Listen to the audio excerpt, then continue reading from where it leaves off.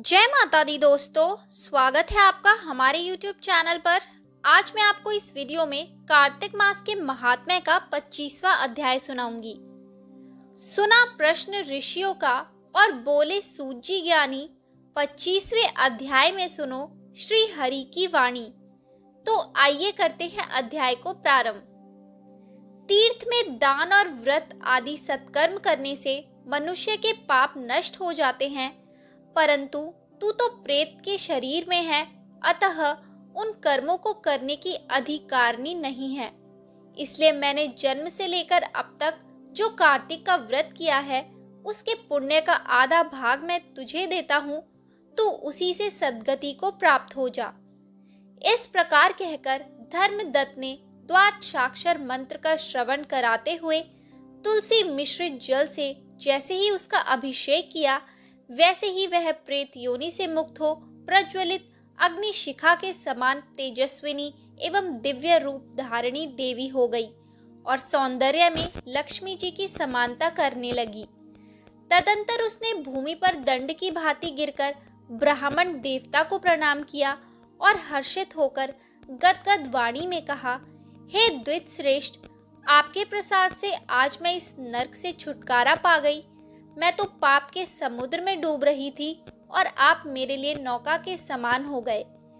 वह इस प्रकार ब्राह्मण से कह रही थी कि आकाश से एक दिव्य विमान उतरता दिखाई दिया। वह अत्यंत प्रकाशमान एवं विष्णु रूपधारी पार्षदों से युक्त था। विमान के द्वार पर खड़े हुए पुण्यशील और सुशील ने उस देवी को उठाकर श्रेष्ठ विमान पर चढ़ा लिया। तब धर्मदत्त ने बड़े आश्चर्य के साथ उस विमान को देखा और विष्णु रूपधारी पार्षदों को देखकर साष्टांग प्रणाम किया।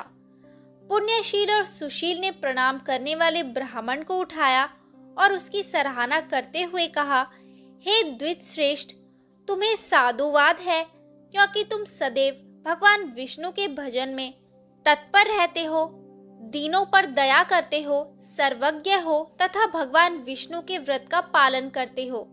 तुमने बचपन से लेकर अब तक जो कार्तिक व्रत का अनुष्ठान किया है, उसके आधे भाग का दान देने से तुम्हें दूना पुण्य प्राप्त हुआ है और सैकड़ों जन्मों के पाप नष्ट हो गए हैं। अब यह वैकुंठ धाम में ले जाई जा रही है।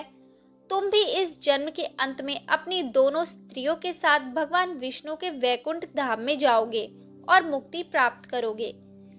धर्मदत्त, जिन्होंने तुम्हारे समान भक्ति पूर्वक भगवान विष्णु की आराधना की है, वे धन्य और कृतकृत्य हैं। इस संसार में उन्हीं का जन्म सफल है।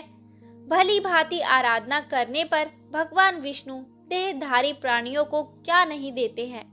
उन्होंने ही उत्तानपाद के पुत्र को पूर्व काल में ध्रुव पद पर स्थापित किया था।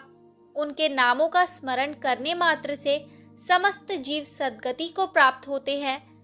पूर्व काल में ग्रहग्रस्त गजराज उन्हीं के नामों का स्मरण करने से मुक्त हुआ था। तुमने जन्म से लेकर जो भगवान विष्णु को संतुष्ट करने वाले कार्तिक व्रत का अनुष्ठान किया है, उससे बढ़कर न यज्ञ है, न दान है और न ही तीर्थ है। विप्रवर, तुम धन्य हो, क्योंकि तुमने जगत गुरु भगवान विष्णु को प्रसन्न करने वाला कार्तिक व्रत किया है, जिसके आधे भाग के फल को पाकर यह स्त्री हमारे साथ भगवान लोक में जा रही है। तो दोस्तों, यहाँ होता है कार्तिक मास के महात्म्य का 25वां अध्याय समाप्त। आगे के सभी अध्याय सुनने के लिए हमारे चैनल को सब्सक्राइब करें और शेयर करना ना भूलें।